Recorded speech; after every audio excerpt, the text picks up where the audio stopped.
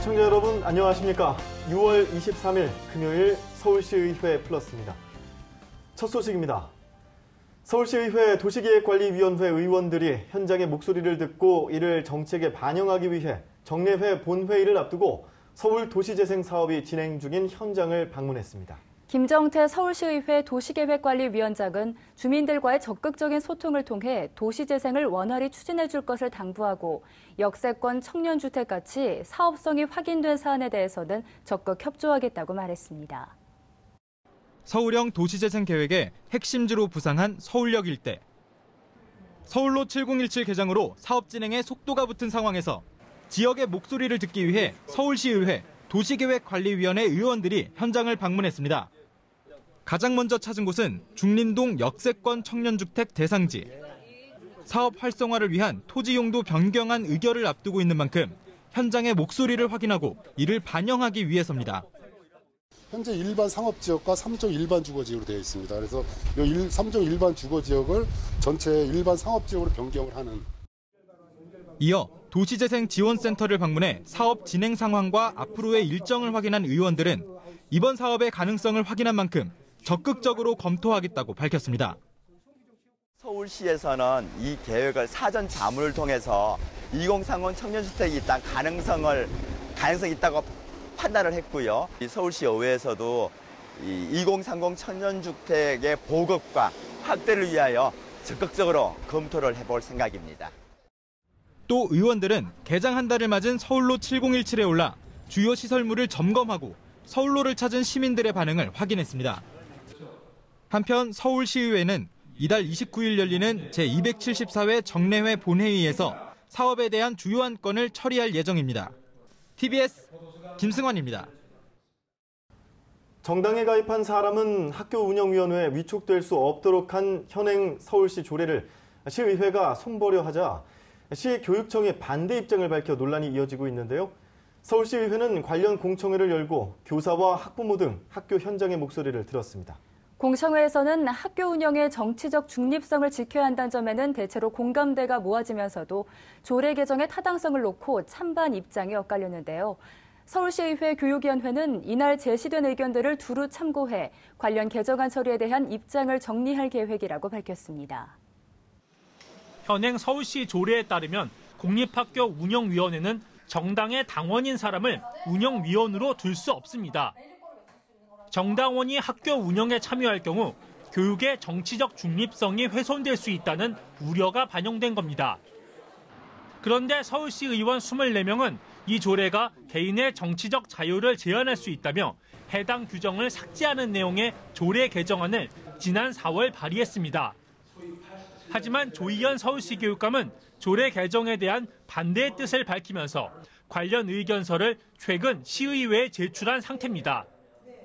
논란이 이어지자 시의회 교육위원회는 공청회를 열고 교사와 학부모, 전문가들의 의견을 들었습니다. 찬반 의견이 팽팽한 상황에서 사실 우리 상임위원회에서 우리 의원들만 심의를 통해서 조례를 결정하는 것은 조금 부족하다 이런 생각이 들어져서. 공청회에 참석한 한 학부모는 정당원이 학교 운영에 참여할 경우 각종 부작용이 있을 수 있다며 조례 개정을 반대했습니다.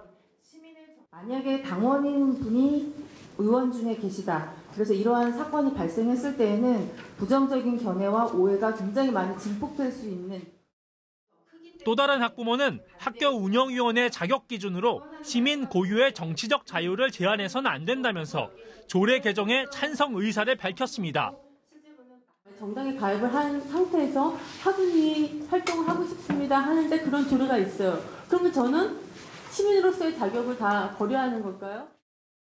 한 현직 교사는 적지 않은 교사들이 정당원의 학교 운영에 참여를 부정적으로 본다는 목소리를 냈고 한 연구기관의 전문가는 서울시만 이 같은 내용의 조례를 두고 있다면서 관련 기준이 과도한 제재라고 밝혔습니다.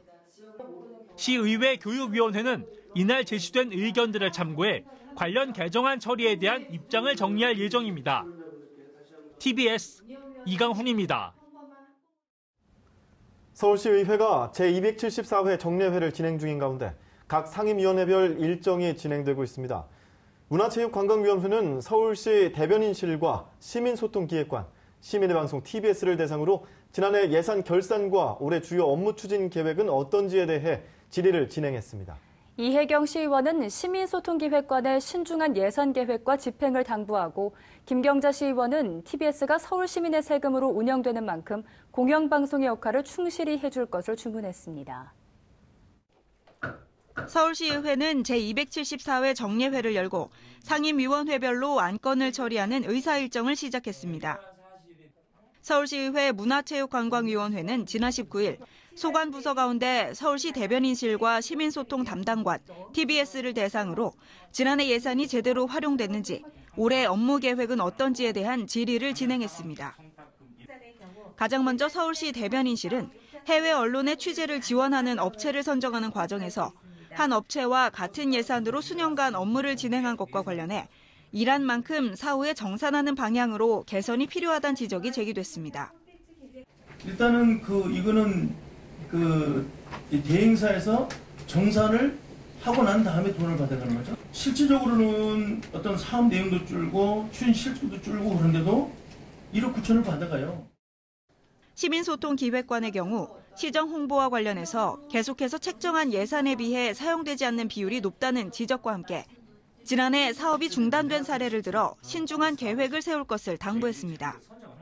좀 제대로 신중하게 하나를 만들더라도 제대로 만들어야 되고요. 예산이 1,000만 원이 됐건 2,000만 원이 됐건 그래도 서울시가 내놓는 작품 아닙니까? TBS는 지상파 라디오 평가 1위, 시청률 상승 등의 성과를 높이 평가하면서도 세입 예산에 비해 실제 수입이 적은 부분은 향후 예산 책정에 개선해야 할 사항으로 꼽았습니다. TBS가 그만큼 사람들한테 인식되어진다는 건 굉장히 저는 좋은 일이라고 생각해요. 어떤 프로그램을 가지고 그만큼 올렸다는 건 굉장히 대단한 일이라고 저는 생각합니다.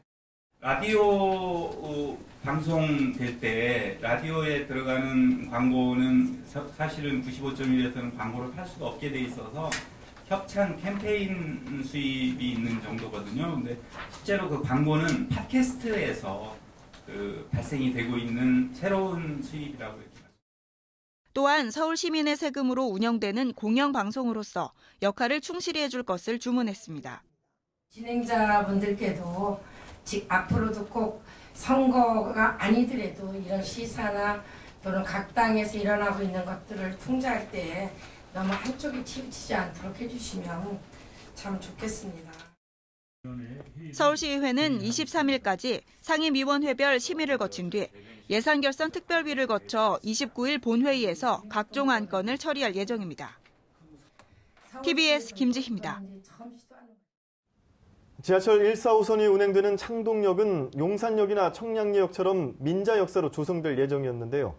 난항을 거듭하다가 결국 7년째 공사가 중단됐습니다. 그런데 최근 서울시의회와 서울시의 노력으로 해법 마련의 기미가 보이고 있습니다.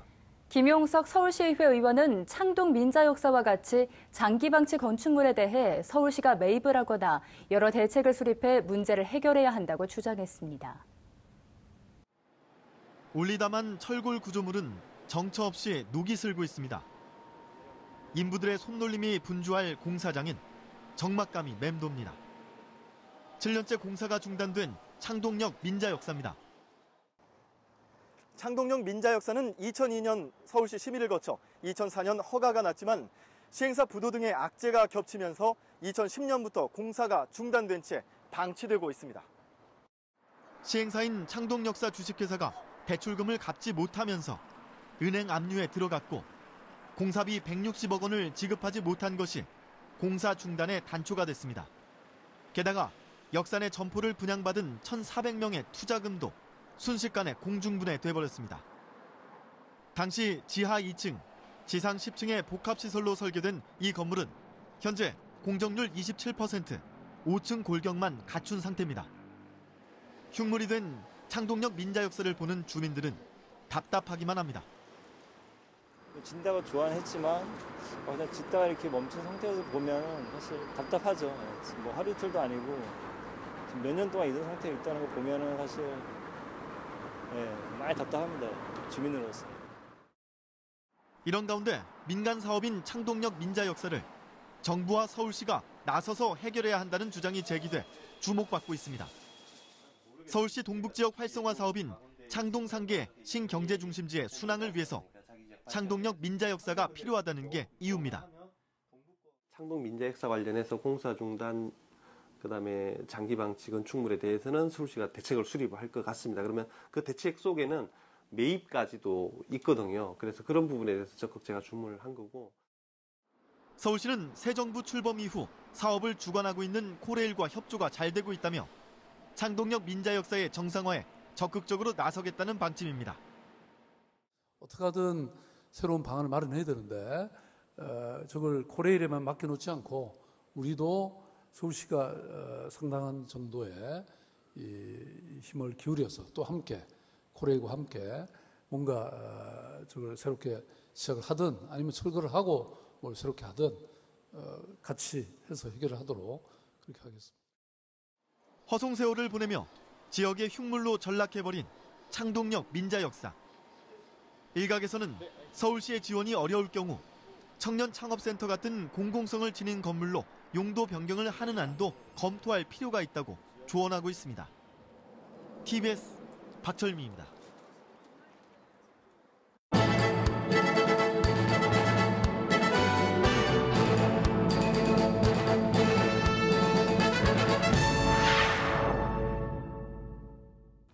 서울시의회 이혜경 의원이 어제 TBS FM 서울 속으로에 출연해 청취자들과 만나는 시간을 가졌습니다. 시의회 문화체육관광위원회 소속인 이 의원은 서울 속으로의 목요일 코너 목요데이트에서 의정활동과 지역구인 중구의 현안을 짚었습니다.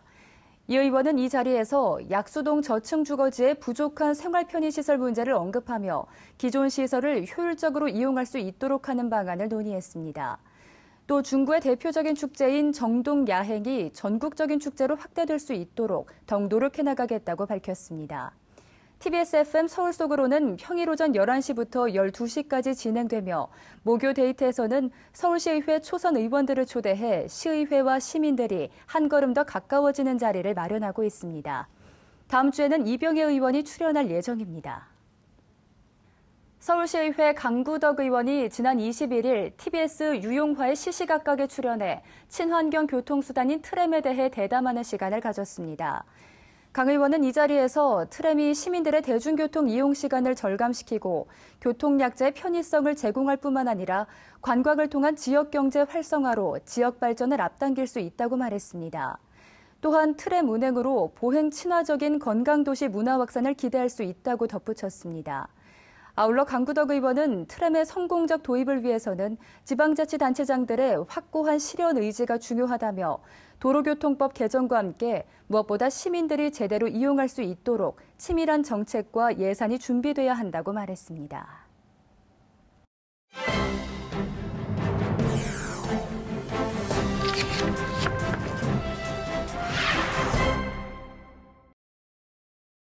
우리나라는 국민들의 의견을 듣고 소통하기 위해 청원과 민원을 운영하고 있는데요. 청원과 민원은 행정기관의 업무나 정부 시책에 대해 특정한 행위를 요구하는 내용을 담고 있습니다. 청원과 민원 비슷한 것 같지만 차이점이 있는데요. 오늘 의회 사용 설명서에서 살펴보겠습니다. 청원과 민원 어떻게 설명할 수 있을까요? 네, 먼저 청원부터 설명해 드리겠습니다. 청원은 국민이 국가기관의 일정한 의견이나 희망사항을 문서로 요청하는 것을 말하는데요. 국가기관에 의해 피해를 받았을 때 구제를 요구할 수 있고요. 공무원이 저지른 위법이나 부당한 행위에 대해 시정, 징계를 요구할 수 있습니다. 뿐만 아니라 법률, 명령, 규칙의 제정, 개정 또는 폐지도 요구할 수 있고요. 공공의 제도 또는 시설의 운영이나 기타 공공기관의 권한에 속하는 사항에 대해서 한정하지만 이런 것들을 청원으로 할 수 있습니다. 청원은 반드시 문서로 작성해서 제출해야 합니다. 화면을 함께 보실까요? 청원서가 지금 화면에 나타나 있는데요. 여기에 보시면 필수적으로 넣어야 되는 항목들이 있습니다. 청원의 취지와 이유, 요구의 주요 내용을 구체적으로 명시해야 합니다. 또 만약 다수가 공동으로 청원을 할 경우에는 대표자를 선임하고 표시해야 합니다. 그리고 국회나 지방의회에 청원할 경우에는 의원의 소개 의견서를 첨부해야 합니다. 실제로 예를 들어볼 텐데요. 실제 예인데요. 지난 2월에 서울시의회 제272회 임시회에서 이 상인 대표 김경복 외 129명의 서명을 받아서 강감창 의원이 소개했고요. 이런 석촌시장 노점상 철거 반대 및 존치 요구에 대한 청원을 만장일치로 채택해서 제출한 바 있습니다. 이렇듯 지방의회에서도 시민들의 의견을 적극 청취하고 해결하기 위해서 노력하고 있습니다. 네, 청원이 어떤 제도인지는 잘 알겠는데 우리가 쉽게 접할 수 있는 일은 아니라는 생각이 드네요. 반면 민원은 좀 익히 들어서 그런지 좀 쉽게 다가오는데 민원은 어떻게 신청을 하고 또 어떻게 처리가 되나요? 네, 민원 역시 청원과 비슷하게 국가기관, 행정기관에 국민이 원하는 바를 신청하는 것을 말하는데요. 대부분 민원실에 방문하거나 인터넷을 통해서 접수할 수 있습니다. 쉽게 말하자면 법령에 의문점이 들거나 행정제도에 불만이 있을 경우 해당 기관에 민원을 넣을 수가 있습니다. 예를 들어 보겠습니다. 네, 집 앞에 가로등이 없어서 불편할 때 주민센터나 시청에 가로등 설치를 해달라라고 요구를 하는 것도 민원의 하나가 되겠습니다. 서울시의회도 시민 의견을 최대한 반영하기 위해서 의회 신문고 그리고 의정 모니터 등의 시민 참여 프로그램을 운영하고 있고요. 기존의 민원관리팀을 확대 개편한 다음에 시민권익 담당관을 신설했는데요. 의원들 개인에게 이 민원을 제기하지 않아도 시민들이 생활하면서 느끼는 불편을 호소할 수 있도록 하는 부서가 바로 이런 담당관 제도라고 할 수 있겠습니다. 이런 시민권익 담당관이 시민의 고충을 현장에서 직접 수렴하고 효율적으로 해결하면서 시민과 의회의 거리를 좁히는 데 크게 기여하고 있다고 평가받고 있습니다. 네, 청원과 민원이 신청 방법이나 형식적인 면에서는 다른 점이 있지만 둘 다 특정 행위를 요구하거나 의견을 제출한다는 점에서는 비슷해 보이네요. 그러나 중요한 것은 청원과 민원 등 다양한 방법을 통해 시민들의 목소리를 듣고 또 적극적으로 실천에 옮기는 서울시의회 모습이겠죠. 이 시간 청원과 민원에 대해서 알아봤습니다.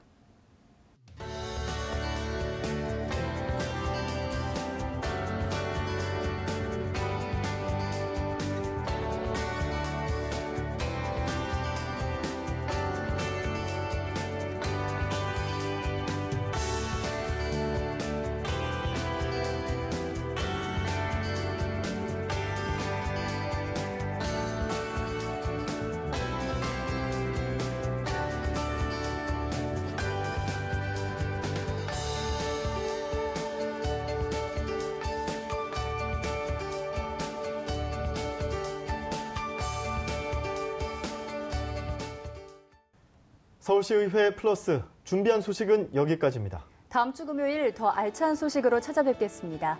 함께해 주신 여러분 고맙습니다.